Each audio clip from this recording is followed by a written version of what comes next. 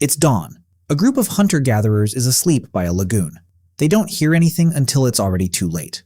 By the time the sun's fully up, 27 of them are dead or dying. Men, women, a pregnant woman with her wrists bound. Some clubbed, some shot with arrows. This isn't a movie, it actually happened. It's called the Nataruk Massacre. It happened in Kenya about 10,000 years ago, and it might be the oldest confirmed war crime on the planet. And here's the part that should bother you. These people didn't have swords, they didn't have armor or a single professional soldier among them. According to basically every textbook, warfare wasn't supposed to exist yet. So what exactly wiped them out? Quick correction before we go further, because someone's going to say it in the comments anyway. Humans have had weapons for hundreds of thousands of years. Sharpened wooden spears go back over 300,000 years. Clubs, fire-hardened points, thrown rocks, all of it ancient. But compared to what came later, bronze swords, armor, siege engines, organized armies with an actual chain of command, those early weapons barely mattered. A sharpened stick doesn't win a fight by itself. For most of human history, there was no such thing as an army, no general on a hill giving orders, just small groups of people who, every so often, decided to go kill another small group of people.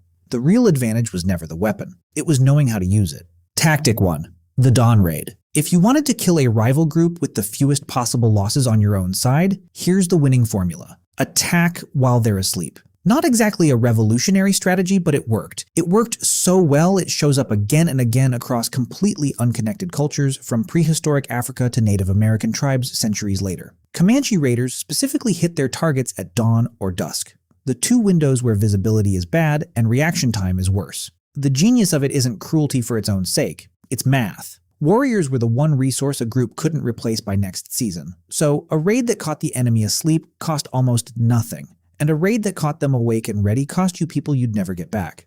Tactic 2. Let the land do the killing.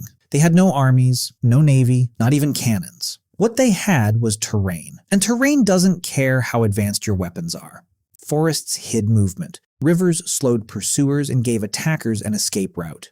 Elevated ground let a small group watch an enemy's every move without being seen. Across southern Africa, tribal groups picked their battle sites specifically because the landscape did half the work for them, funneling enemies into narrow paths or blind spots where a handful of fighters could ambush a much bigger force. So many early conflicts weren't decided by who had better gear. They were decided by who knew the ground better. Home turf wasn't a slight advantage. It was practically a weapon in itself. Tactic 3.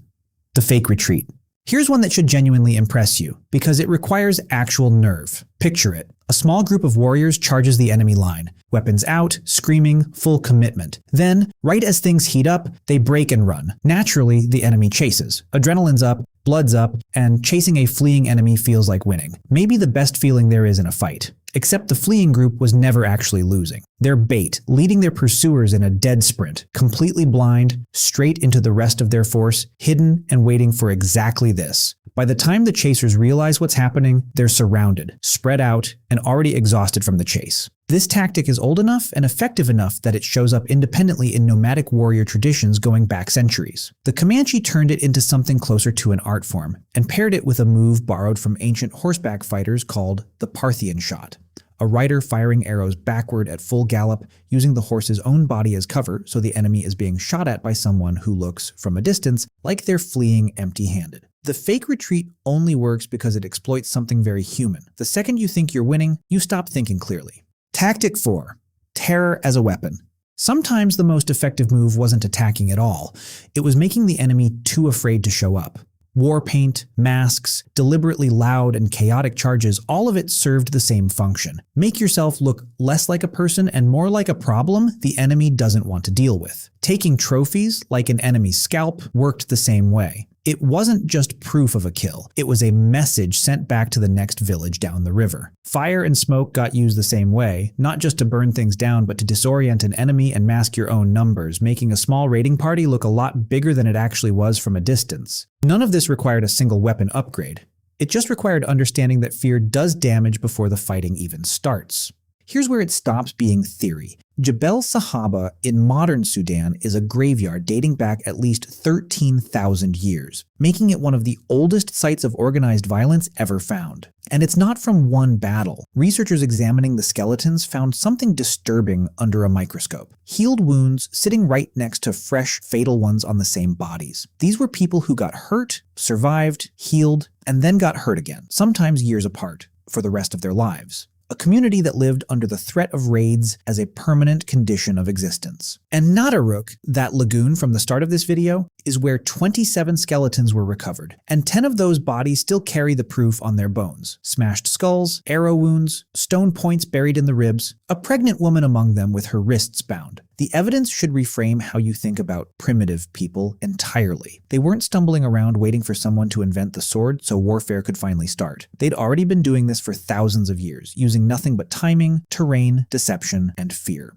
Here's the part that should genuinely unsettle you. In 1974, a researcher named Jane Goodall was watching a single chimpanzee community in Tanzania called the Kasakela. Over a couple of years, that community had quietly split into two, a larger northern group and a smaller splinter group to the south that researchers started calling the Kahama. On January 7, 1974, 6 adult males from the Kasakela group crossed into Kahama territory and found a lone male named Godi feeding by himself. They surrounded him, dragged him to the ground, and beat him with rocks and fists for close to 10 minutes. Godi crawled away. He was never seen again. Patrol sizes are cited a little differently across the later raids in the same campaign, but this first attack, 6 against 1, is the best documented of the bunch. That wasn't a one-off. Over the next 4 years, the Kasakela males kept doing it, again and again, always the same method. Catch a Kahama male alone, usually while he was eating, and ambush him in a group. One by one, every single adult male in the Kahama community was killed or vanished. The females were beaten, and the survivors were forcibly absorbed into the winning group. By 1978, the Kahama community didn't exist anymore. Researchers ended up calling it the Gombe Chimpanzee War, and Goodall herself later said it looked less like normal animal aggression and more like an actual, coordinated campaign. No tools sharper than a fist-sized rock. No doctrine. Just timing, ambush, and target isolation. The exact same toolkit we've spent this entire video walking through. So here's the uncomfortable question this raises. Maybe ambush warfare isn't a human invention at all. Maybe it's older than we are. Modern Special Forces units still favor dawn and dusk raids for the exact same reason a Comanche war party did. It's when a target is least ready to respond. Militaries still study terrain before a single shot is fired. Guerrilla insurgencies still use hit and run and feigned withdrawal to bleed larger, better-equipped forces, the same principle that let a handful of warriors take down a chasing enemy twice their size.